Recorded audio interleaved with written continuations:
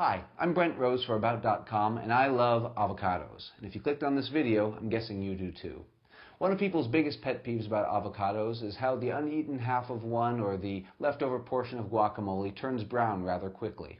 Now, this is just normal oxidation, and it's usually still perfectly edible. However, it might not be something you want to serve to company. So I'm here to demonstrate and test a few simple tricks to keep your avocados from browning. Using a sharp knife, slice your avocado in half lengthwise, slowly circling the entire pit. Then gently twist it apart. If you're only going to use one half, use the half without the pit.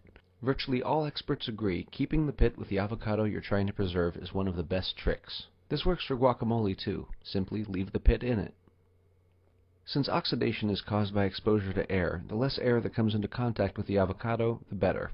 Plastic containers work quite well, and they're reusable, but some people prefer to use airtight, non-gas permeable baggies, since less air can get in there. We'll test that theory in a second. Some plastic wraps will also work, but many are polyethylene-based, which will allow air in, and therefore are no good.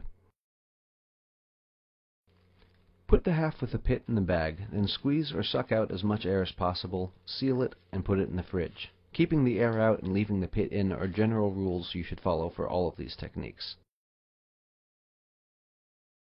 Before putting the avocado in a container, brush the exposed surface with some olive oil. In theory, this creates a thin barrier between the fruit and the air. Some people use this trick with their guacamole, but I wouldn't recommend it since it'll add a lot of extra oil. Seal the avocado and then refrigerate it. Squeeze a bit of fresh lemon juice onto the flesh of the avocado and rub it in a little before sealing it and refrigerating it. Lemon juice is known to inhibit oxidation, but it will add a bit of lemony flavor to your avocado. Depending on what you plan on doing with it, that may be just fine. The same goes for guac. This is a cool one. Chop some onion into fairly big chunks and put them in a plastic container. Then simply place the avocado on top, face up, seal it, and pop it in the fridge. For guac, just gently place the large chunks on top so you can pick them out later. Seal and refrigerate. Some people will tell you to put your avocado in water, or water with lemon juice. In my experience, this makes for a slimy, watery avocado, and so I recommend against it. Finally, every test needs a control, so I've put 1/2 of an avocado in the fridge without any protection at all.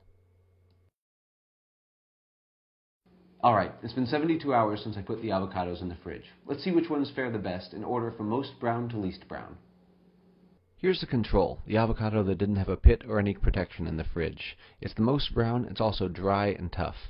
The control is followed closely by the avocado that was left in the water. Not only is it very brown, it's also mushy, slimy, and gross. Next up is olive oil, which didn't do too badly at all. It was followed closely by the plastic baggie, which was less brown, but it did have sort of a slimy texture to it.